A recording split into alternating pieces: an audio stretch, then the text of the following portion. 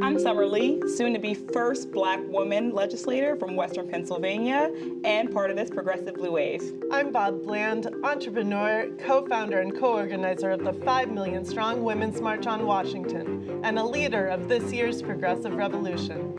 I'm Matt McDermott, Democratic pollster and number cruncher for the New Progressive Left. And I'm Tucker Carlson's worst enemy, Tamika Mallory, organizer of the Women's March on Washington and a foot soldier in the Not My President Club. Welcome to Manhattan Neighborhood Networks and Free Speech TV's America's Midterms, the Blue Wave. On tonight's show, From Brooklyn with Love, a progressive New Yorker with a passionate message for all of us, legislative candidate Zelnor Miri.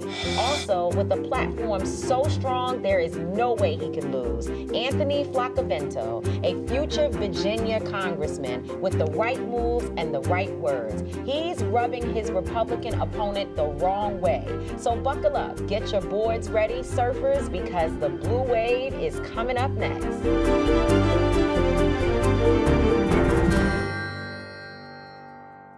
Welcome. We begin with some reflection on the tragedy at the Tree of Life Synagogue in Pittsburgh. While Trump may not have pulled the trigger, he certainly aided and abetted and fostered a climate of hate that resulted in the death of innocent Americans. Let me be clear. What happens to my Jewish brothers and sisters happens to all of us. This is what being a true progressive and an American should stand for. So Trump, if you're watching, I'll get in trouble if I say the things that I really want to say to you today. Summer, I'm going to turn to you. I mean, you're from this area. Your district is bordering right there where this terrible incident has happened. Tell us how people are feeling. How are you feeling? And what is it like in your community at this time? It's a very hard time right now. You know, this heart of our city is one of the most diverse areas. I mean, these folk, they took me in as family throughout my campaign. The people who worship there, the people who live there, those are my constituents, those are my family. So it is hard. But as my button says, you know, we are stronger than hate.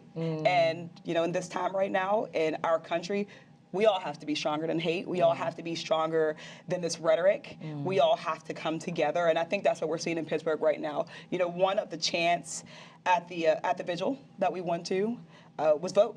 It was vote, and the people in Pittsburgh are knowing that we need to look forward, we need to activate, we need to get together and do what we can do.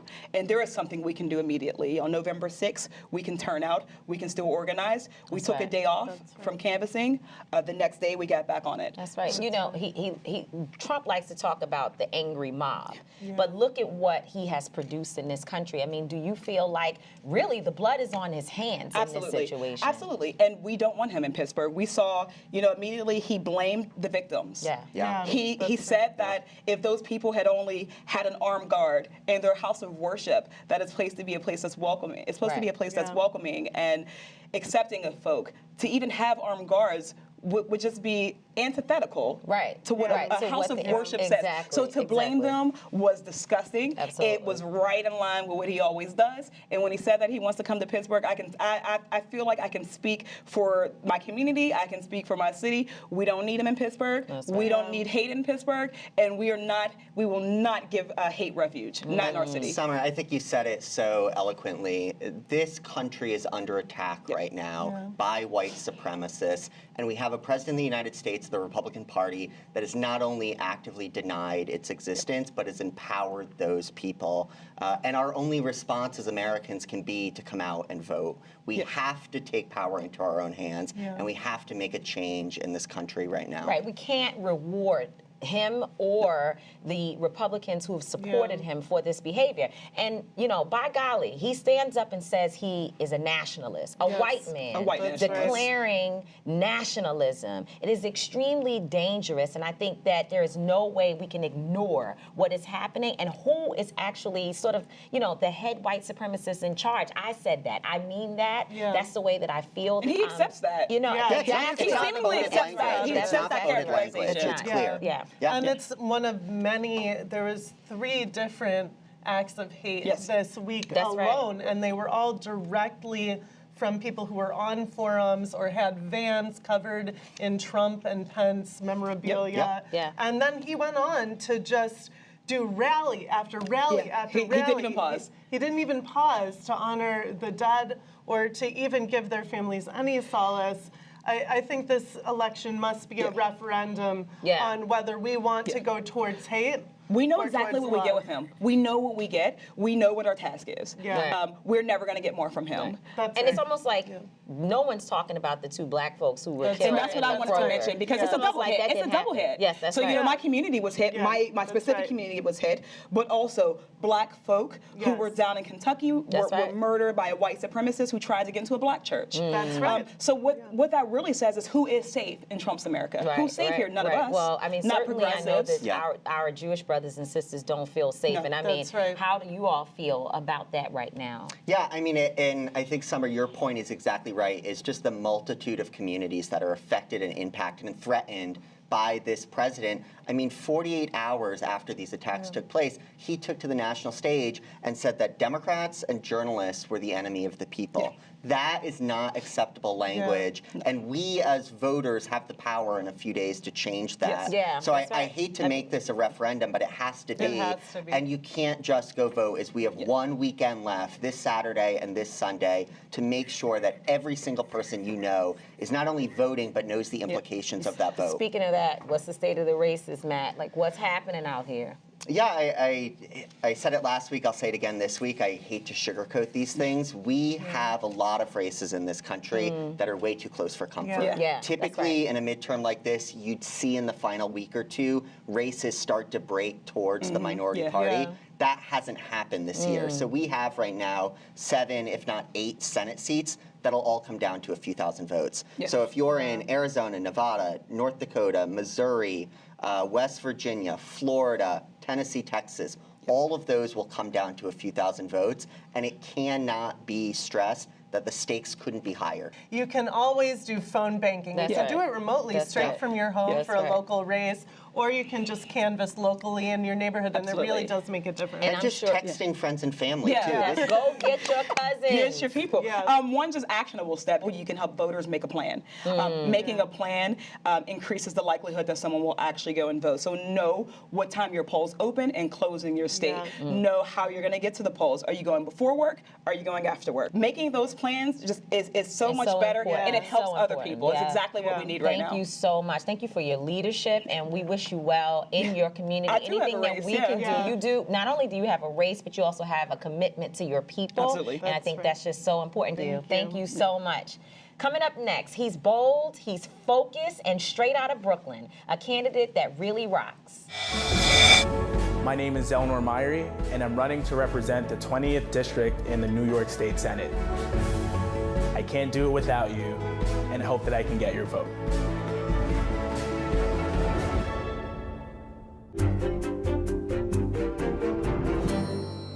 This New York borough is hip, cool, and almost totally progressive. And so is our first guest, running for the New York legislature, model candidate Zelnor Myrie, the son of immigrants, a guy standing up for what's right, and a progressive. Zelnor, welcome to America's Midterms. Before we talk about your race, let's go to Pittsburgh and just talk about how you feel about what's happened there and how much of this can be placed at the feet of Trump. You know, what we saw in Pittsburgh was an unspeakable tragedy. Some folks might not know, but there are more Jews in Brooklyn than there is in any county in the entire United States. So it's a tragedy in which we felt very personally. And I, put responsibility on the rhetoric of this president, of the rhetoric that we've seen on the other side of the aisle, and what has really given face to racism and xenophobia that we've seen in this country for a long time. Zelnor, I want to ask you, going back to New York, obviously you just won a primary a month or two ago. Why is it important, even if you live in a Democratic state, to be involved at the local level and to be looking at the candidates at a local level, and frankly coming out and vote next week at a local level? Yeah, and to be clear, before you say that, Zelnor, you are my idol. Your win made you my idol. Thank you very much. It's so important for us to be involved on the local level. A lot of folks don't know, but the everyday things that affect your life, the trash, the school, justice system, that's controlled by your local legislatures. And so the situation that we had here in New York was a situation in which we had more Democrats in our state Senate than Republicans, but Republicans controlled the state Senate because there were a group of Democrats who decided to give their votes to the Republicans. And that had a very, very hard impact on communities of color, on reproductive health, on climate change legislation, because the Republicans in this state were not about to move any progressive bills. So Zelnor, we have a lot of folk who are looking at the IDC, looking at how blue dog Democrats vote. Who do we go for then? What is a progressive? Who should we be looking for? Who can we trust now? Democratic voters, voters of color, marginalized voters in New York or in the nation? You know, my political philosophy has always been, how can we do the most good for the most vulnerable in our society? And that, to me, is what defines what a progressive is. This is about fighting for issues and fighting for people who haven't had a voice. And I know sometimes people like to say the voiceless, fighting for the voiceless, but I think that people are intentionally silenced. We have communities of color that have been intentionally silenced, and being a progressive is about fighting for the communities that have been intentionally silenced. Assuming you get elected this year and assuming Democrats take back the Senate in New York, what are the pieces of legislation that you want to see happen in New York to make voting easier and more accessible? People say that voting is the right that protects all other rights. It's been a travesty that here in New York, we've ranked at the bottom of the entire nation in our voting laws. So there are a couple of laws that I'd like to fight for in the next legislative session. I think we need automatic voter registration. I think we need early voting.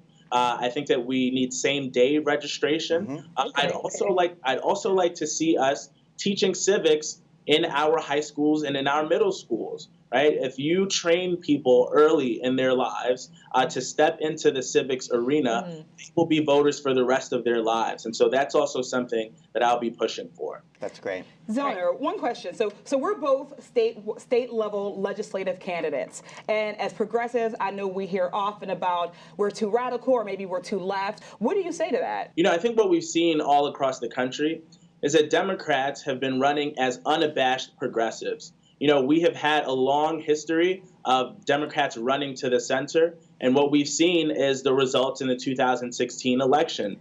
We cannot satisfy ourselves with pleasing everyone. What we need to be doing is running to the left and saying, here are the issues that affect our communities directly. You know, I think a lot of times people like to frame progressive issues as radical notions, but I don't think it's radical to say that everyone deserves health care. I don't think it's radical to say that everyone should have a decent place to live. I don't think it's radical to say that everyone should be able to vote easily. And I don't think that it's radical to say that we need to be protecting a woman's right to choose. These are things that Democrats have been running on unabashedly all across the country, including in the local level, and people have been responsive to it. So Zelnor, what are your predictions for next week? When you wake up on Wednesday, what do you think will have happened both locally and then at the national level? That's right. I'm very confident that we are going to take back the New York State Senate. We have some excellent Democratic candidates, not just here in New York City, but out in Long Island, up in the Hudson Valley and further upstate. So I feel confident that we're going to regain the majority. I think we're going to take back Congress. New York is going to play a serious role in that. We have some excellent congressional candidates in Long Island and upstate. And so I think that we're going to be able to check what this president has done and to be able to start mitigating the damage that he has wrought all over the country. Well, thank you so much, Zelnor. My hero, Zelnor Myrie. I appreciate you so much for coming on and being with us today. You've got some great talking points, and we believe that you're actually going to do the work. So get out there, and as I tell every candidate who comes on this show, knock on those doors. That's right. Door to door wins the war. That's what they say. Thank you very much. That's Go right, win this Zelnor. thing. Thank you. Good That's luck. right. Go bring it home. Next, I love this candidate. His bumper sticker says relentless. Virginia's progressive powerhouse, the Floccavento. The economy is not for Wall Street, and our politics is not for the donors and the lobbyists. They're both for us. Let's reclaim them together. Thank you.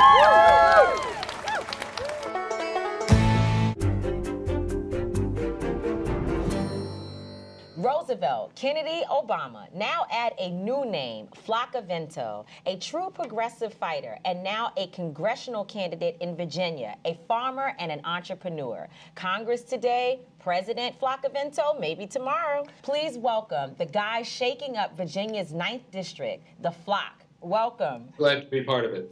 Anthony, you've got that suitcase packed for Washington already, I've heard. We want to know more about what's happening in your area, so why don't you tell us about your race and some of the critical issues? Sure, absolutely. So our area is the Appalachian part of southwestern Virginia, very similar in ways to Kentucky and West Virginia. And the big driving issue here is an economy that is definitely not revitalized. Trickle-down economics sure don't trickle down to places like southwestern Virginia. And so we've fought a campaign that's focused on real wealth building for ordinary people, farmers, small business owners, coal miners, factory workers, and it's resonated. We've done 100 town hall meetings across the district. Wow. People are coming out from across the spectrum, and looks like they're excited about a progressive person winning in an area that everybody else thinks is so red. Anthony, I want to ask you a little bit in light of the events over the last week about some of this hate and anger we've been seeing on the national scale, and what's your message to voters over the next week about what we as Democrats are going to do differently if we take back Congress this year? Right. The real driver, I think, for Democrats, if we take back the House, it'll be great to have a blue wave, but to me, the real thing we need is a progressive wave of people who will actually work for working people, who will actually fight for local communities and real prosperity. Both parties have neglected places like Southwest Virginia and many other parts of the country, and I think that's at least where some of the anger comes from. Of course, it's been stoked and stoked by the right wing and the president just to an obscene level. Anthony, speaking of the right wing, what type of race has your opponent been running?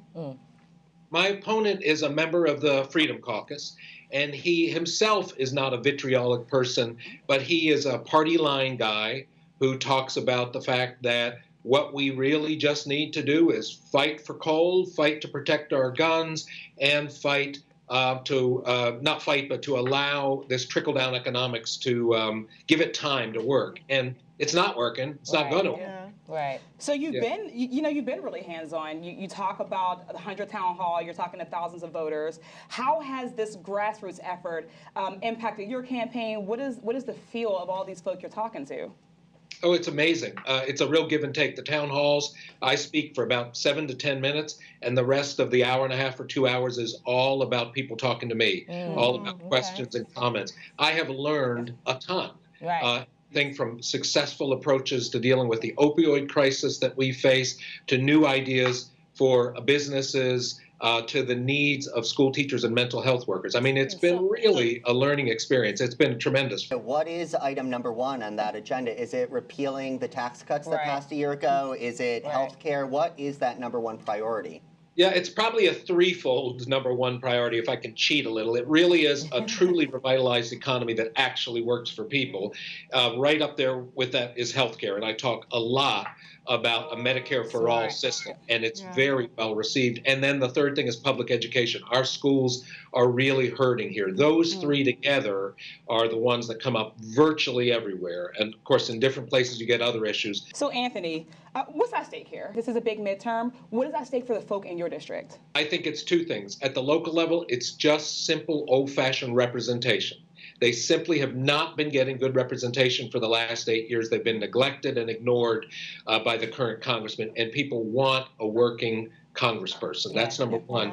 The second thing is really, unless we change our economic paradigm, unless we stop setting the environment against the economy, people against business, jobs against workers, which is what we've done for generations in Appalachia, unless we change that paradigm and go for a bottom-up economy, is what I talk about, that builds real prosperity, we're just screwed in Southwest Virginia without. I love hearing you talk about how both sides, the Democrats and the Republicans, both need to get their acts together. That's really good, and I think you resonate well with people to stick to that talking point, to make sure folks are clear that this is not just about party lines, but it's about the people. And so what's at stake? If we win, what happens? I mean, obviously we know if we win, we win. But if we lose, what happens? And how do you, I get the sense that you're still going to be out there on the ground organizing people regardless of what happens in this election.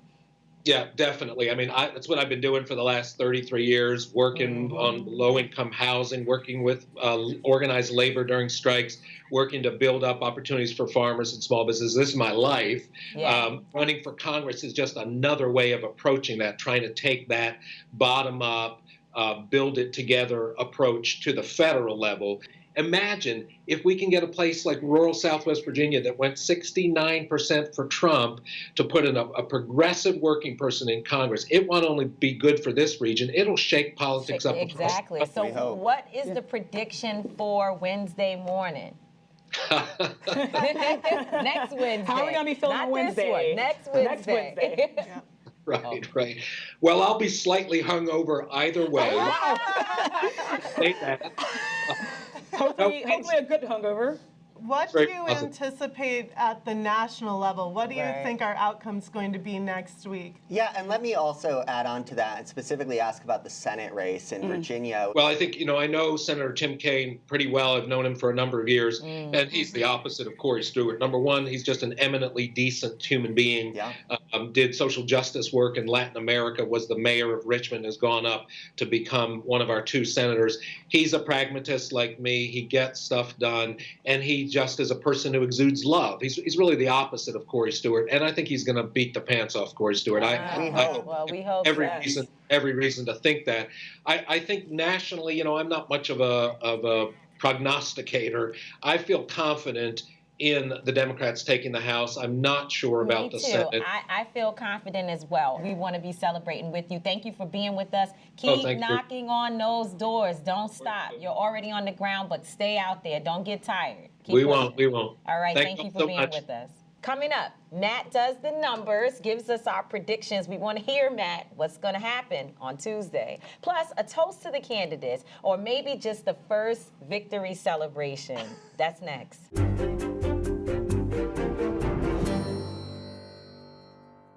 Welcome, everyone. This is the last show before the election. What's everyone's predictions? What's going to happen, Matt? These deep breaths are scaring me. This is the weekend that matters. Yeah. We have all been working so hard for months, for frankly 2 years now, coming to this moment, and this is it. We need to be all hands on deck over the next few days. We need to be getting out that vote. Yeah. Republicans are energized. Democrats are obviously energized too. We need to get out our voters across the country. So these long lines in Georgia, who's standing on these lines? For Stacey Abrams? Not? Tell me what's happening. Yeah, and it's definitely our voters. It's some of theirs as well. The frustrating thing to me about these lines is they shouldn't be happening. Voters should not be having trouble getting to the polls. It should be quick and it should be easy. And I get the frustration. We need to overcome that frustration and fix it with Democrats in office who can make some legislative changes. Absolutely. But these are policies that were put in place to make us less likely to go vote. Absolutely. It makes us feel like it's a burden to come out and vote. So not only do we think that we can't change anything, that we won't get the type of people we want, but also the lines are long. There's voter suppression, and it's so many things stacked against us that we have to fight through, and we just have to get there on Tuesday and turn out. Yeah, because look, I mean, my first prediction, Democrats will absolutely have more votes in this election. Voters will vote for Democrats more than they will Republicans in this election. The frustration I think we feel is that that's not enough. Democrats need to come out and vote by a margin of 8 or 9 or 10 points for us to get the victories we want because the deck is stacked against us. So in the House, I think we'll win the House. I think we have the numbers that we need. The Senate is a challenge. We always knew it was a challenge. Right. That's right. And we need to be getting out that vote in states across the country. And you've been saying that, Bob, about the Senate. Well, and I think what we're seeing is that, the Senate is just one part of the issue. There's a lot we can do with the House. In fact, there's a lot of rules that have been changed by the GOP when they were in control of the House for the last few years that we need to take full advantage of if and when we get the House. But it's also got to be about us building this strong bench of candidates across the nation at the local level, at the state level, that we can continue moving forward after this election. And we just need to make sure that voters know that this is a referendum, that this is absolutely a turning point for us. Do we go further towards fascism? or do we go back towards recommitting to democracy? Yeah, I mean, this is a turning point, and this is a reminder, as we've had far too many times over the last decade, that elections have consequences. Yes, and the election consequences in 2018 with the Democratic House are investigations and accountability into Trump administration actions that we haven't had. It's releasing Trump's tax returns that we should have had years ago. It's investigations into administration officials who have corrupted our government. It's investigations into Republican House members who have corrupted our government, Duncan Hunter and Chris Collins, who are both running for re-election. This election has huge consequences, and we need to remember those when we go out and vote on Tuesday. Especially when you have the President of the United States not only declaring nationalism, which is a whole different conversation, but also talking about people wanting pastors and leaders of congregations and in places of worship to have weapons, to have guns. And how can you tell people that they should be packing when they go to church?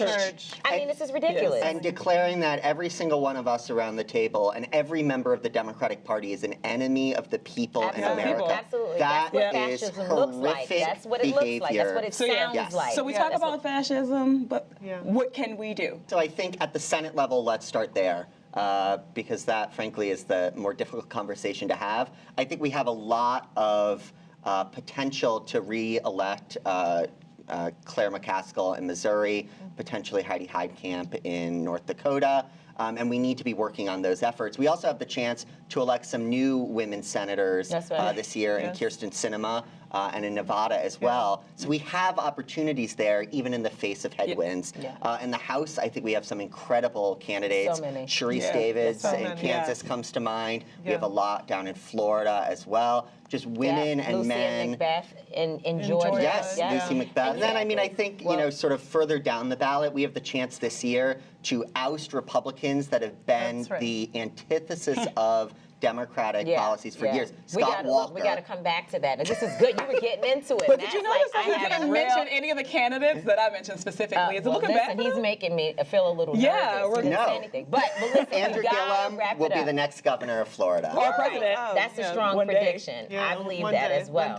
So let's wrap it up here. We're going to get back to talking about this a little later because there's so much to share and such a little bit of time, just a little bit of time to make it happen. Most important weekend. There's no better way to end a great show than with a toast. We're wishing all the progressive and Democratic candidates across the country not just good luck, but good spirits. And you all remember, get out and vote because our democracy literally depends on it. Cheers, everyone.